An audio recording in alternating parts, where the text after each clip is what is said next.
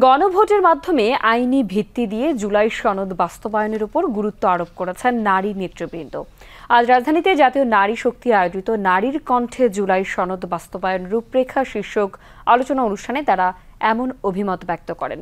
বক্তারা অভিযোগ করেন, অন্যান্য ক্ষেত্রের মতো জুলাই সনদেও নারীদের অবহেলা করা হয়েছে। বিস্তারিত থাকছে দিনার সুলতানার রিপোর্টে। নারী শক্তি আয়োজিত আজকের আলোচনা সভায় নারী নেতৃবৃন্দ অভিযোগ করেন, দেশের 51% নারী হলেও জুলাই সনদে নারীদের গুরুত্ব দেওয়া হয়নি। বলেন, দেশের পুরাতন রাজনৈতিক দলগুলো এখনও দুর্নীতিবাজদের প্রশ্রয় দিচ্ছে। এক ফ্যাসিস্ট সরিয়ে আরেক ফ্যাসিস্ট সরকার গঠনের জন্য গণ অভ্যুত্থান হয়নি বলে জানান তারা।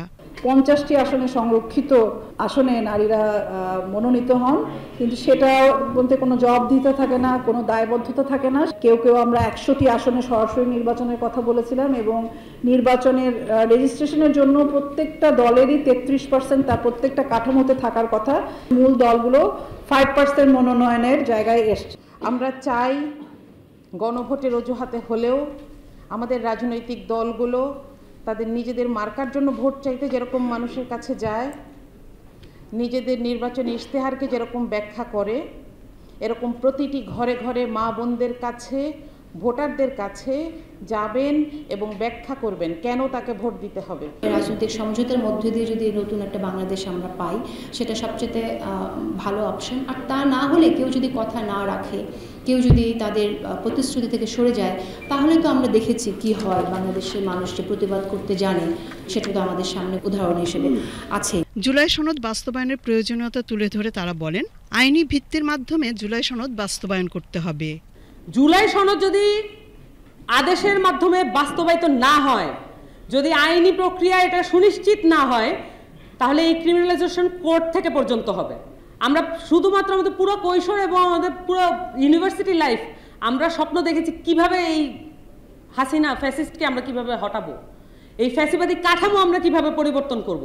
আমরা হাসিনা তো হটাই না এই জন্য যে আরেকটা ফ্যাসিস্ট এসে তার জায়গা পরিবর্তন করবে। আমরা শুরুর দিক থেকে এখন পর্যন্ত বলে আসছি, গণপরিষদ নির্বাচন হচ্ছে বাংলাদেশকে উত্তরণের একমাত্র পন্থা। যে সকল সরকারি চাকরি আছে সেখানে কি নারীর অংশগ্রহণ সঠিকভাবে দেখাতে পেরেছেন? পারেননি। তাহলে আপনারা কেন এই রাজনৈতিক দলগুলোর এই নোট অফ ডিসেন্ট, আমরা ক্ষমতায় আসলে রাজনীতিতে গিয়ে আমরা সংস্কার করব, আপনারা কি করেছেন? গত 45 বছর 54 বছর আপনারা কি কিছু পরিবর্তন করেছেন? করেন নাই। 5 তারিখে যারা রাস্তায় নেমে এসেছিল তারা ফ্যাসিবাদের বিলোপের জন্য রাস্তায় নেমে এসেছিল। বিদ্যমান যে রাজনৈতিক দলগুলো আছে তারা এই পর্যন্ত যতভাবে পরিবর্তন করেছে সেইটা শুধুমাত্র এই ক্ষমতা কাঠামোতে তারা নিজেদের ক্ষমতা দীর্ঘায়িত করার জন্য, ধরে রাখার জন্য করেছে।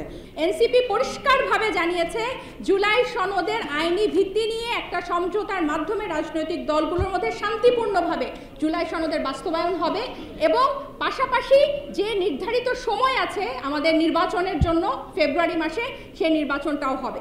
এখানে কোনো ধরনের ষড়যন্ত্রের এবং কোনো ধরনের অস্থিতিশীলতার কোনো জায়গা নেই। গণভোটের যে প্রশ্ন, সেই প্রশ্নটাও জনগণের কাছে উন্মুক্ত করতে, মানুষ কিসে ভোট দিবে সেগুলো যাতে জানে এবং বাস্তবায়নের রূপরেখা যাতে খুব স্পষ্ট থাকে। এটা যাতে শুধুমাত্র আগের ব্যবস্থাটাই থাকবে, শুধুমাত্র চেহারা পরিবর্তন হবে কিন্তু আগের ব্যবস্থাই থাকবে, এতটুকুতে যাতে পর্যবেসিত না হয়। আমরা আসলেই যাতে ব্যবস্থাটা পরিবর্তনের ক্ষেত্রে এক ধাপে এগিয়ে যেতে পারি। অনুষ্ঠানে নারী পক্ষের প্রতিষ্ঠাতা এবং নারী কমিশনের প্রধান শিরিন হক প্রত্যাশা করেন, নতুন রাজনৈতিক দল এনসিপি মানবিক রাষ্ট্র গঠনে সক্রিয় থাকবে। তারা গণতন্ত্র এবং গণতান্ত্রিকতা এই দুটাকেই সমুন্নত রাখবে, সকল প্রকার বৈষম্যের বিলুপ্তির প্রতি অঙ্গীকারবদ্ধ থাকবে, একটা মানবিক রাষ্ট্র গঠনে তারা সক্রিয় হবে।